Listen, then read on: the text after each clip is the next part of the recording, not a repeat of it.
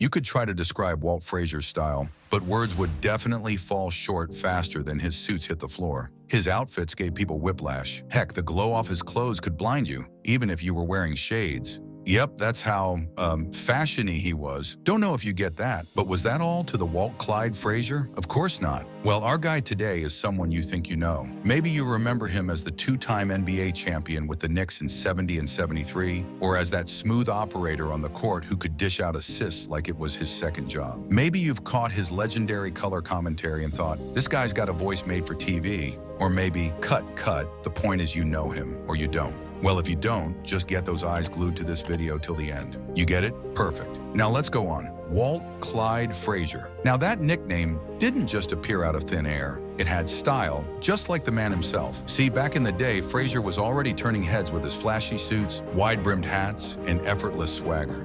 But the Clyde part, that came from a little, should we call it, cinematic inspiration? The Knicks equipment manager, Danny Whelan, noticed that Frazier had a habit of wearing a fedora, similar to Warren Beatty's character in the 1967 film Bonnie and Clyde. One day he just called him Clyde, and boom, the name stuck. And honestly, it fit him better than his perfectly tailored suits. Because boy, those suits, words can't explain any further. Already mentioned that before, remember? The funny and maybe wildest thing about Frazier's basketball journey is that it almost didn't happen. Yup, if not for the lack of black quarterbacks at the time, Frazier might have been tearing it up on the football field instead of dazzling on the basketball court. But instead, he took that basketball offer and said, no thanks, football. Well, this decision worked out pretty well for him.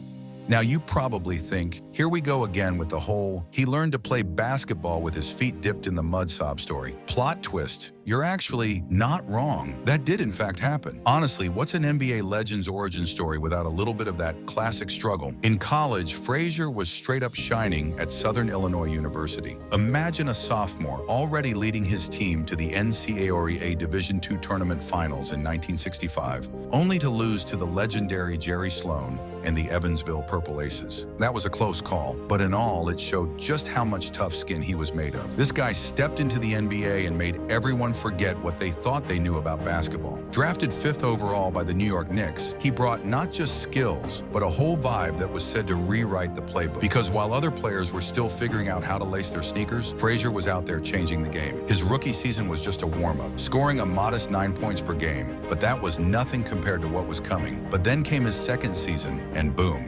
the guy turned into a full-blown problem. Suddenly, he was dropping points, dishing out assists, and grabbing serious rebounds per game. It was like the league had been sleeping on him, and now they were getting hit with a wake-up call. If Frazier wasn't the most improved player at that point, the NBA might as well have been playing with its eyes closed. Yes, Frazier was that good, and here are even more instances. There was this one night, October 30th, 1969, Knicks versus Rockets. If anyone thought Frazier was just some flashy guy in a suit, they learned real quick. The Rockets spent the entire game chasing ghosts while Frazier danced around them, weaving through defenders like they weren't even there. And of course, the crowd were losing their minds.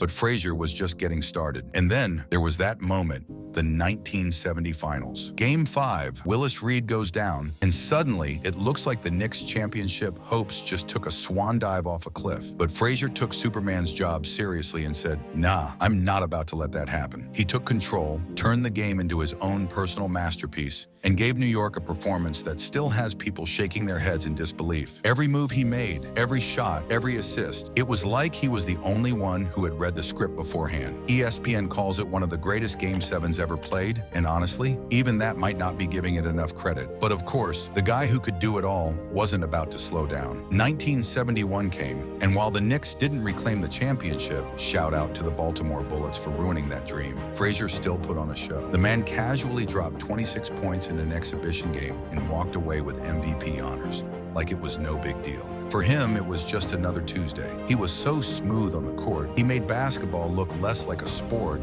and more like a performance. Honestly, we can't talk about his performance enough, and this is not an exaggeration. Then came one of the boldest moves in Knicks history, bringing in Earl Monroe. Now on paper, this was a terrible idea. Two ball-dominant guards, two guys used to running the show, that usually ends in disaster. Too many cooks in the kitchen, too many alphas in one pack. But somehow, Frazier and Monroe didn't just make it work, they also made it beautiful. They became basketball's version of peanut butter and jelly. Different styles, different approaches, but when they played together, it was pure magic. They didn't step on each other's toes. They elevated each other. People called them the Rolls-Royce backcourt, and for good reason. Smooth, elegant, and rolling right over defenses like they were nothing more than speed bumps. And then came 1973, the Knicks' long-awaited second championship. They took the scenic route, but this time, Frazier wasn't just a part of the team, he was the team. His defense on Jerry West? Honestly, good isn't the right word to describe something like that game. It was a total shutdown. West, who'd haunted defenders for years, suddenly looked like he was running in quicksand. The Knicks wrapped up the title in 5 games, and somewhere in LA, the Lakers were probably staring at each other, wondering how they lost to a guy who looked like he walked straight out of a magazine cover. By this point, Frazier was a whole institution. You wanted to set a Knicks record? You had to go through him first. Minutes played,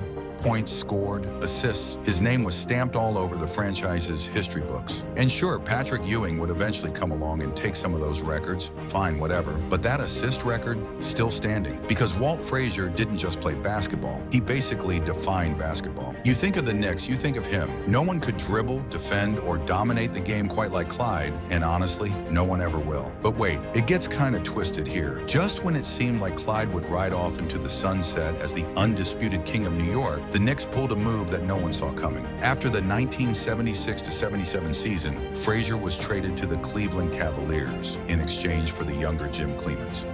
Clyde, the icon, the showstopper, the man who practically was Madison Square Garden, suddenly found himself shipped off to Cleveland? How was that even a thing? It was so shocking that he later described it as being traded to Siberia. And honestly, could you blame him? One moment, he was in the city that never sleeps. The next, he was in a situation that just felt off. The magic didn't quite follow him to Cleveland. And like many other players, he was plagued by foot injuries. Frazier's signature flair dimmed as he played only 66 games over 3 seasons. His speed, the smooth handles, everything that had once defined him started slipping away, slowly and steadily. And then came the 1979-80 season, when he suited up for just 3 games. Barely making an impact with 3.3 points and 2.7 assists per game. It was clear the Clyde era was coming to an end. Sad. Midway through the season, the Cavaliers waived him. And just like that, the playing days of Walt Frazier were over. A quiet and wicked exit from the court he had once dominated. But while his time in Cleveland might not have been the fairy tale ending, his legacy, that was already cemented. That was never going to fade. You don't just send a man like Walt Frazier into retirement and expect him to disappear. No, Clyde was built for the spotlight, and he found a new way to keep himself in people's faces. This time, with a microphone in hand. He stepped into the world of broadcasting, became the voice of Knicks games on MSG Network, turning color commentary into an art form. But here's the thing. Clyde wasn't done making noise. He wasn't just going to coast through his broadcasting career without being a very little bit of a pain in the ass. Not a chance. Back in 2014, when LeBron made his comeback to Cleveland, Clyde couldn't help himself. He threw a little shade saying LeBron might not be the man the way he once was. Classic Clyde, right? But honestly, it's not so much a shot at LeBron as it is Clyde reminding everyone that there's only one king in his book, and that king wore sharp suits, took no prisoners, and defined an era of basketball in New York. And not just with King James, he's been found poking people's skin here and there, subtly though, and have received some set of backlashes for them, but it still doesn't change the fact that he was a legend. You can always tell when one is. In 1996, he was named to the NBA 50th anniversary team, keeping his place among the greatest to ever play the game. Then, in 2021, the league did it again, adding him to the NBA 75th anniversary team. And if that wasn't enough, back in 1971, before he even left the game, he was already outshining his peers, snagging the MVP title in an all-star showdown between the NBA and ABA. Because when Clyde was in the building, he was the main event. Whether it was on the court, behind the mic, or in the history books, one thing was always certain. Walt Frazier knew how to steal the show. Clyde was, and always will be, the man. And that, guys, is the legend of Walt Clyde Frazier, the man who practically moonwalked through basketball in a 3-piece suit. If you had fun with this one, hit that like button, drop a comment, and let us know your favorite Clyde moment. And hey, don't forget to subscribe, because legends like this, we've got plenty more where this came from.